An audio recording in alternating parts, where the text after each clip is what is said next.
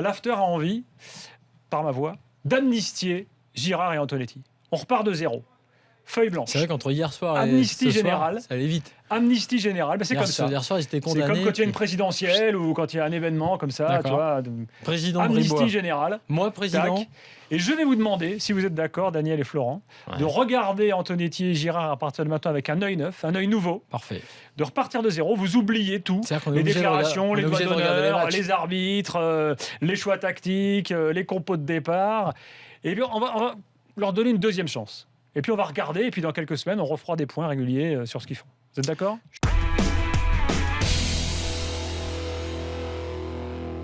Elle a commencé sa plaidoirie en disant « Mon client n'est pas un homme normal, c'est une star du foot, c'est un personnage en gros différent. L'un des meilleurs arrière-droits, l'un des meilleurs footballeurs à son poste dans le monde. » Voilà. Donc elle démarre sa plaidoirie en disant que c'est pas un client normal, que c'est un footballeur et que c'est une star. Je pense que ça n'a pas dû plaire au non, forcément. À mon avis, Aurier, à l'appel, il n'aura pas la même avocate.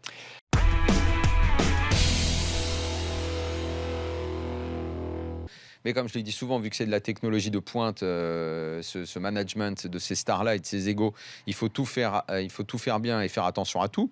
Peut-être qu'Emery n'a pas été assez psychologue, ou alors qu'il l'a été comme il ne l'attendait pas, c'est-à-dire à considérer que tout le monde se valait et à tout remettre à plat. Mais que font Patrick Kluivert et Nasser Al-Khelaifi dans cette histoire ? À un moment, il va falloir que quelqu'un tape du poing sur la table et rappelle à tout le monde qu'il va falloir s'y mettre. Il y a un entraîneur. L'entraîneur, il ne va pas dégager comme ça au bout de 2 mois, au bout de 3 mois, même au bout de 6 mois. Et que, il y a encore une fois, et ça a péché également dans le passé, ça manque d'un vrai patron, d'un vrai boss. On a souvent reproché à Al-Khelaifi de ne pas l'être assez. Il a pris Kluivert comme directeur du football. Il va falloir que ces mecs-là se mettent en avant maintenant, quoi, pour remettre tout le club dans le bon sens.